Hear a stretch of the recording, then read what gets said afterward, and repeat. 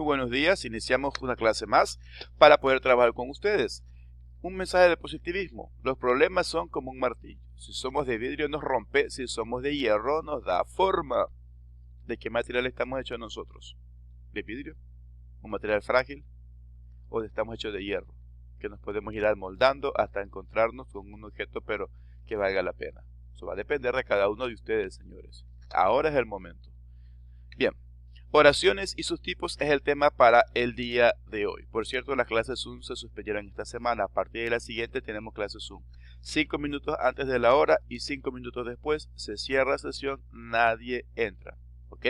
Así que sean bastante puntuales. Seguimos.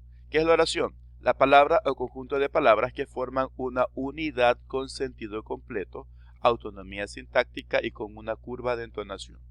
Ya no es la simple concepto que decíamos el conjunto de palabras que tiene sentido completo, autonomía sintáctica. No.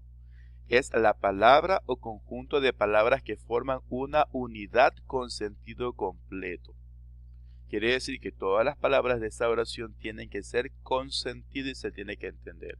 Autonomía sintáctica es aquel punto que ponemos al finalizar la oración y es importante ese punto porque nos indica que hasta ahí termina la idea y empieza otra.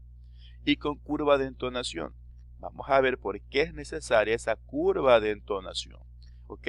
Recuerden, oración debe tener sentido completo, autonomía sintáctica y curva de entonación. ¿Ok? Seguimos. Aquí vamos a utilizar la curva de entonación porque vamos a necesitar tener esta clasificación en claro. Disposición del hablante. O sea, el tiempo o el momento que yo estoy hablando. Tenemos oraciones enunciativas que afirman o niegan una información.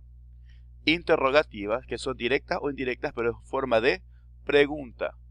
Y si es en forma de pregunta, ¿se acuerdan cuando vimos signos de interrogación y exclamación? Teníamos que utilizar el tono de la voz correcto para que sea una pregunta o sea una exclamación. Ahora, la exclamativa, ¿qué expresaba cuando es signo de exclamación? Emoción, alegría, tristeza, dolor, coraje, odio. Imperativas, una orden, eso es imperativa. Exhortativas, cuando se pide algo, se solicita, se ruega. Dubitativas, cuando se expresa una duda. Desiderativas, cuando se tiene un deseo de algo. ¿Ok? Veamos. En los siguientes ejemplos, vamos a coger al azar uno por ahí. Tu reloj está en mi cuarto. ¿Qué estoy haciendo ahí? Tu reloj está en mi cuarto. ¿Estoy deseando algo? No. ¿Estoy dando una orden? No. ¿Estoy afirmando algo? Pues sí. Entonces esa es una oración enunciativa. Tu reloj está en mi cuarto. Estoy dando una información afirmativamente. La siguiente dice, tal vez está en casa de Juan. ¿Qué estoy diciendo? El tal vez está en casa de Juan. ¿Estoy dando una orden? ¿Estoy dando una afirmación? No, estoy dando una duda. Esa oración es dubitativa. ¿Ok? Entonces, ¿qué van a hacer ustedes? El primer deber. Van a seleccionar todas estas 6 oraciones que faltan y, y van a poder poner si son exhortativas, dubitativas, de acuerdo a la inflexión de la voz. Tienen que saber leerlas. ¿Ok? Ahí va el tono de la curva de entonación. Espero que tengas buen viaje, querido. Por favor, entren por aquel portón a realizar el examen. ¿Quién trajo el ejercicio? Jamás dice mentiras. Dice que cuando traerás los libros. ¿Ok? Vamos a trabajar en ese de ahí y lo van a presentar. Pueden ustedes añadir aquí en la diapositiva algún cuadro de texto para que pongan aquí mismo si es enunciativa, si es dubitativa. Listo. O si no, la imprimen o la transcriben de cualquiera de las formas. Ustedes ya saben que no me complico por el formato. Según el verbo, hay oraciones copulativas, oraciones transitivas, oraciones intransitivas, reflexivas, recíprocas, pasivas e impersonales. ¿Cuáles son las copulativas? Donde usted encuentre el verbo ser, estar y parecer. En cualquiera de sus conjugaciones. ¿Ya? Por ejemplo, la mesa es azul. Aquí está.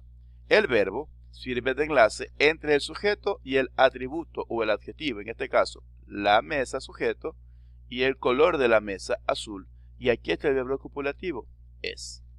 O podemos decir, Juan está enfermo.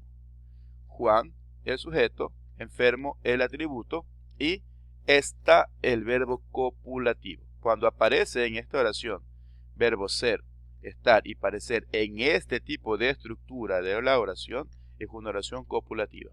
Transitiva. Cuando poseen un verbo transitivo, quiere decir que acepta un complemento o en este caso un objeto directo, que es un complemento para el predicado. ¿Ok? El niño come macarrones. Macarrones sería objeto directo que está relacionado con el verbo, pero este verbo es transitivo porque me permite añadir algo más. Puede ser el niño come macarrones, el niño come atún, el niño come durazno. ¿Sí? Como permite que le ponga cualquier tipo de objeto directo. Por el contrario, cuando son intransitivas, no aceptan objeto directo. Saldremos temprano. Iremos ahora. No hay nada más que ponerle. Las intransitivas. Las reflexivas poseen un verbo reflexivo. Quiere decir que la acción del verbo recae de nuevo en el sujeto. Por ejemplo, Carmen se peina. ¿Sí ven el verbo? Pero este verbo, que también es copulativo, no sencillamente no es un atributo. Peinar no es atributo. Aquí sí, la mesa es azul, es un atributo. Aquí es un verbo que recae otra vez. Carmen se peina. María se baña. ¿Ya? Juan se cayó. Entonces, esos verbos recaen otra vez en el sujeto. Esos son reflexivas. O sea, que se refleja otra vez en el sujeto. Recíprocas, cuando expresan una relación mutua entre los elementos del sujeto. La oración no es clara. Luis y María se pelean. O sea, está viéndose un conflicto entre los miembros del sujeto. O Juan y Carlos se enamoraron. Hay una relación, hay una reciprocidad. Pasiva. El verbo se encuentra en voz pasiva. Quiere decir, por ejemplo, la dieta balanceada ha sido recomendada por los nutricionistas. Es voz pasiva porque la dieta balanceada ha sido recomendada. Pero si fuera activa sería los nutricionistas recomiendan una dieta balanceada. ¿Ya? Por ejemplo, los niños estudian la lección. Voz activa. ¿Cómo sería en voz pasiva? La lección ha sido estudiada por los niños. ¿Ok? Perfecto. Impersonales. El sujeto no está expreso porque no existe o porque se desconoce o no interesa decirlo. Ya no hay sujeto que se note. Por ejemplo, había mucha gente en el cine. O sea, el sujeto no está cuántas personas hay. Hubieron 50 personas, hubieron 20 personas. Sencillamente había mucha gente en el cine. O en Chicago llueve mucho. No dice si llueve en verano, en invierno. Sencillamente es impersonal. Seguimos. Oraciones según el número de miembros. Las unimembres tienen un solo miembro en la oración. Las bimembres tienen sujeto y tienen predicado. ¿Okay? El sujeto se lo encuentra preguntando al predicado de quién es, quién hace o quién realiza la acción. Y el predicado se hace preguntándole al sujeto quién es el que hace. Perdón, qué es o qué hace el sujeto. Ahora, hay tipos de verbos de oraciones impersonales. Con el verbo hacer, expresa condiciones climáticas o espacios de tiempo. Hace frío, hace calor, hace sol, ¿verdad? Este de aquí es oración unimembre porque no me está separando sujeto y predicado. Si me pongo a preguntar, ¿qué hace? Frío. ¿Quién es frío? Hace. No hay sentido. Entonces, como no tiene sentido, esta es una oración unimembre. Fenómenos de la naturaleza, ejemplo, llueve mucho, ¿verdad? Llueve mucho no me está diciendo exactamente si hay sujeto y predicado. ¿Cuál será el sujeto? ¿Quién mucho? Llueve. ¿O qué es mucho? Llueve. No, o sea, no tiene sentido porque es una oración unimembre, es una oración impersonal, ¿ok? Y con haber, ejemplo, había varias niñas. Había varias niñas. No es sujeto y predicado. Podemos decir el sujeto es niñas. Pero preguntémosles, pues, ¿qué hacen las niñas? Había varias.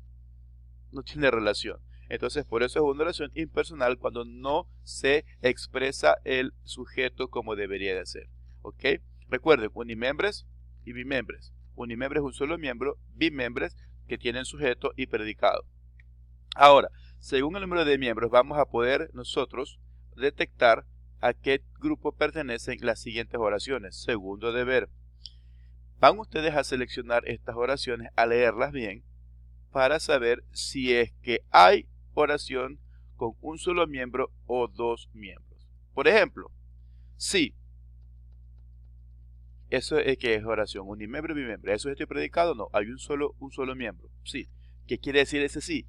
Alguien hace una pregunta y tú estás afirmando. Con ese solo sí, tú estás dando mucho que decir. Ahora, veamos por aquí uno. He comido mucho. He comido mucho. ¿Hay sujeto y predicado? Sí, sí es sujeto y predicado que no se vea explícitamente. Pero si decimos he comido mucho, ¿quién está refiriéndose? Yo he comido mucho. Hay un pronombre personal que se puede aplicar. Yo he comido mucho. Entonces, de ese momento ya hay un sujeto que es he comido mucho. Es tácito. Tácito quiere decir que se sobreentiende en una oración, aunque no se ponga. ¿Ok? Listo. Entonces, ustedes concluyen con 1, 2, 3, 4 las demás oraciones para que identifiquen si son unimembres o bimembres. ¿Ok? Seguimos. Por su estructura, tenemos que son simples y compuestas. Las simples tienen un solo sujeto y un solo predicado. Y las compuestas se componen de dos o más oraciones simples. Tienen más de un conjunto sujeto y predicado. ¿Ok?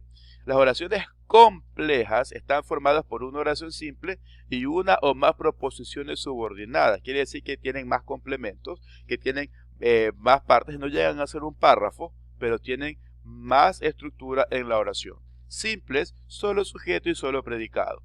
Las compuestas, más de un sujeto o más de un predicado o compuesta por dos oraciones simples. Y las complejas son las que tienen más oraciones simples y más proposiciones y más información que no llegan a formar un párrafo. ¿Ok? Oraciones simples. Un solo sujeto y un solo predicado. Los alumnos estudian lingüística. Sujeto, los alumnos que estudian lingüística, predicado. Mari y Rosa estudian lingüística. Ojo, hay un solo sujeto, María y Rosa. Y estudian lingüística y un solo predicado. Es una oración simple. Hay dos sujetos aquí aparentemente, pero esto, el verbo dice, ¿quiénes estudian lingüística? Mari y Rosa. Hay un solo sujeto, aunque hayan dos sustantivos. Seguimos. Oraciones compuestas.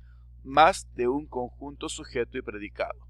María canta y la profesora lee.